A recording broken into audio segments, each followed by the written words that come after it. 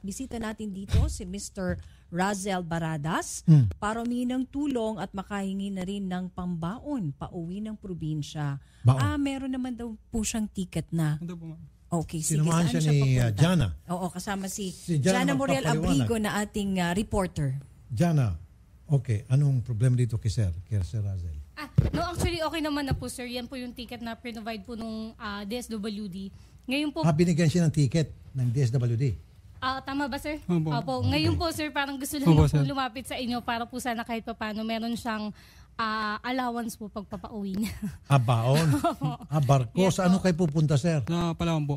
Palawan. Oh. Sa Puerto. Opo, basta po. Saan kayo sa Puerto? Doon po sa kapatid po ng tatay ko po. Anong lugar? Sa ano po, sa may Liberty Street. Liberty Street, Puerto Princesa City. Ito, okay. Na-verify mo naman na Opo, yes po. itong ticket na ito Nagaling po talaga sa DSWD. at nakapangalan sa kanya talaga ito. Opo. At At saka- naka-schedule na siya. At bawal daw At yan hindi po i-refund, nare-refund. kaya dapat gamitin niya yan bukas. So ang gusto niya lang, Sir, meron kayong baon. Walang-wala kayo. Wala po, sir. Wala po, sir.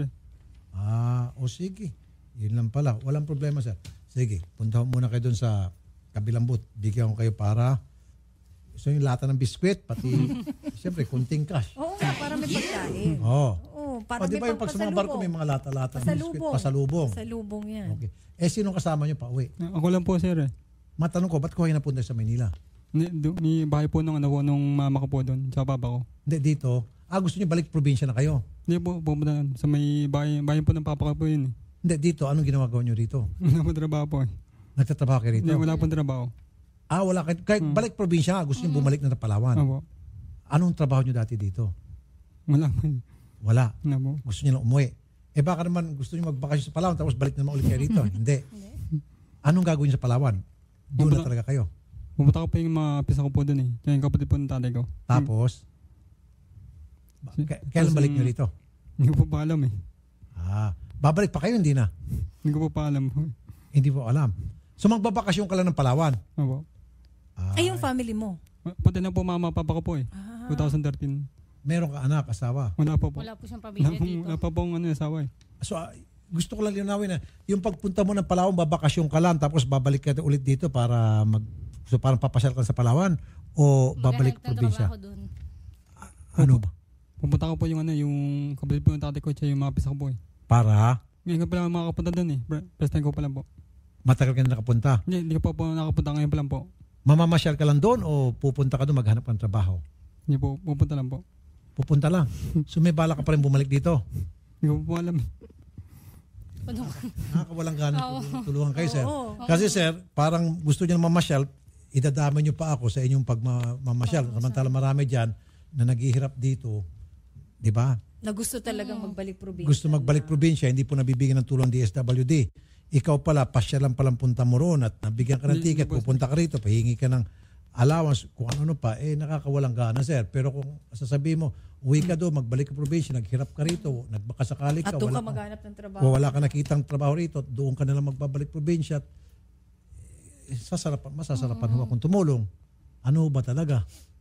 Kasi style mo, pupunta lang ako doon, hindi pa ako nakapunta. Kumbaga, adventurer to eh. Pagdating doon, tingnan ko lang.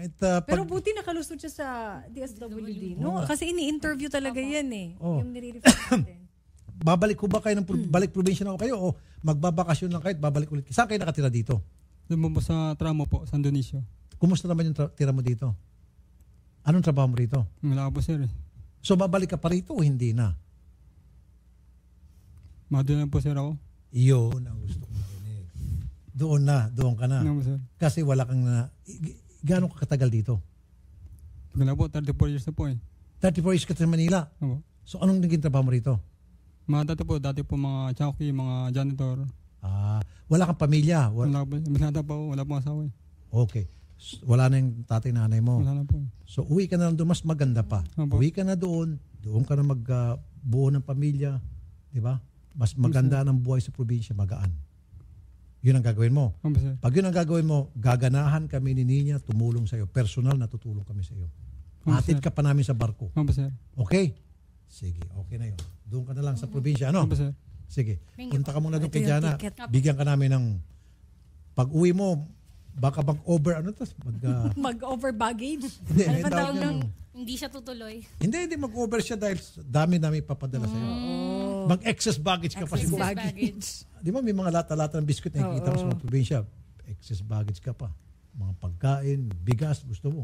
Pati bigas. O, di ba? Sige po, okay na po yan. Hintayin niyo po kami. Sir, doon sa salamat kanila. po. Sige, sir. Napisil po siya, Ma'am Ninya Taduran. Thank Salamat you po sa pagpunta. Magandang hapon. Yan, thank you kay Idol. Be sure to come back. Use 5 everywhere. Copyright 2016.